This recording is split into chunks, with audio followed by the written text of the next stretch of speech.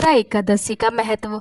जैसे कि हमारे पितृ पक्ष में इंदिरा एकादशी का व्रत रखना बहुत ही महत्व होता है। कहा जाता है यदि हम यह व्रत करते हैं तो हमारे पितर जो होते हैं, हमारे पूर्वज होते हैं, उनको शांति और स्वर्ग लोक की प्राप्ति होती है। और यदि हम एकादशी का व्रत करते हैं तो इससे हमारे जीवन में आर्थिक तंगी और हमारे जीवन में आ रही सभी समस्या का हल होता है। और यदि पितृपक्ष में पड़ रही इंदिरा एकादशी को यदि हम व्रत करते हैं तो ये सारा का सारा फल हमारे पितरों को समर्पित होता है और बहुत ही विशेष इस व्रत का महत्व होता है। तो आइए हम जानेंगे शुभ मुहूर्त कब है, किस दिन पड़ रहा है, कब से आरंभ हो रहा है और उदय तिथि के साथ करी जाएगी या फिर ये सारी जानकारी आज हम जानेंगे और कुछ नियम का पालन भी करेंगे, जिससे जब हम व्रत करें तो उसका फल हमें प्राप्त जरूर हो और हमारे पूर्वज जो है, हमारे पितर हैं, उनको भी हमारा व्रत का फल अवश्य मिले। तो आइए इंदिरा एकादशी का शुभ मुहूर्त जान लेते हैं। इस साल 9 अक्टूबर को 2023 को दोपहर 12:36 से इंदिरा एकादशी की शुरुआत होगी। लेकिन जब भी हम व्रत करते हैं तो उदय तिथि के साथ ही करते हैं, मतलब सूर्य उदय के बाद ही करते हैं। ठीक है, तो इसलिए 10 तारीख को हमारा व्रत एकादशी का बनाया जाएगा। ये सभी को, आप सभी को मालूम है। इसलिए उदय तिथि के अनुसार 10 अक्टूबर 2023 को ही एकादशी का व्रत रखा जाएगा। कुछ नियम जानेंगे, जैसे कि हमें क्या दान करना है, क्या नहीं दान करना। जैसे कि आप सभी को पता है, नंबर 1 कि एकादशी उस दिन दान करना आवश्यक होता है। दान पुण्य करना तो बहुत ही ज़्यादा हमारा धर्म है और हमें करना भी चाहिए। तो इसलिए यदि आप एकादशी के दिन आप फलाहार व्रत करके दान करते हैं तो बहुत ही ज़्यादा शुभ होता है। ठीक है, इसमें विशेष करके ध्यान रखें कि व्रत वाले दिन हमें, यदि आप निर्जला व्रत करती हैं तो बहुत ही ज़्यादा अच्छा है, यदि फलाहार करती हैं तो भी बहुत ही अच्छा है।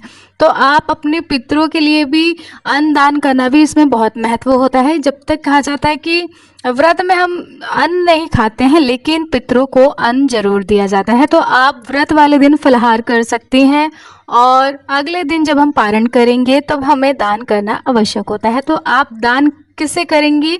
आप किसी गाय को दान दे सकती है, गाय को रोटी खिला सकती हैं, कौवे को रोटी खिला सकती हैं, चींटी को आप दाना डाल सकती हैं, चीनी डाल सकती है। ठीक है, बहुत चीज़ें होती है जिसको हम डाल सकते हैं। चिड़िया को हम बाजरा भी डाल सकते हैं, चावल भी डाल सकते हैं, आटा भी डाल सकते हैं। चींटी को, ये साक्षात हमारे पितरों को समर्पित होता है। तो ये विशेष करके ध्यान रखें कि अगले दिन जब हम पारण करेंगे, पारण का समय भी हम जान लेते हैं कि पारण कब किया जाएगा।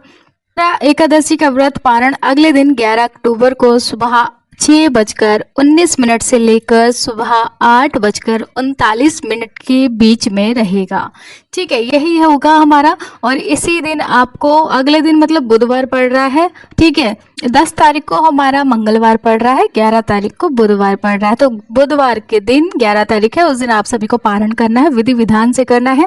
नंबर आता है सेकंड की, आप सभी को विशेष करके ध्यान रखना है किसी भी मन में ऐसी कोई भावना ना लाए।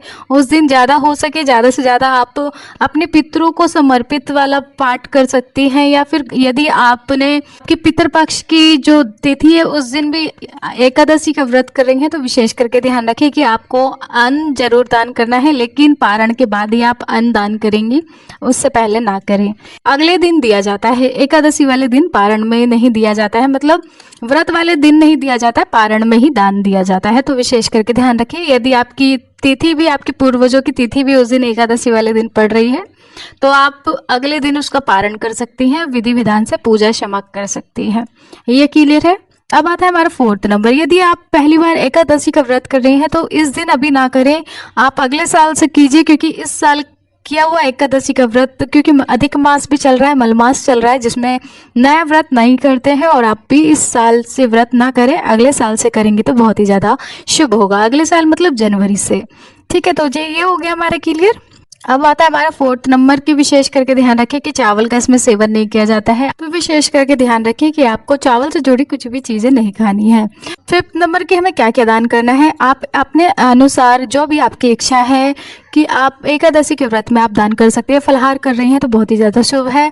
फलाहार आपको व्रत करना है, दान आपको अगले दिन करना है। दान में आप अनाज, गेहूं, जो भी आपकी इच्छा है वो दान कर सकते हैं। काले तिल भी दान कर सकते हैं। विशेष करके ध्यान रखिए कि आप सभी को दान जरूर करना है। दान करने के बाद ही पारण जरूर करें।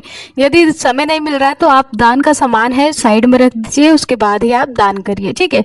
ये बहुत ही सिंपल तरीका है और आजकल इतना समय नहीं होता है कि दान कैसे करें, मतलब किसी ब्राह्मण को कैसे दें, और या ब्राह्मण नहीं मिल रही है तो किसी कन्या को भी आप दान दे सकती हैं। यदि दान नहीं ले रहा है तो आप पैसे भी दे सकती हैं, ठीक है। ये हो गया।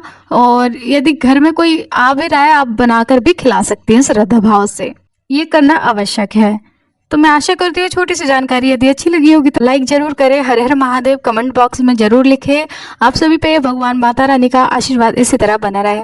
जय माता दी।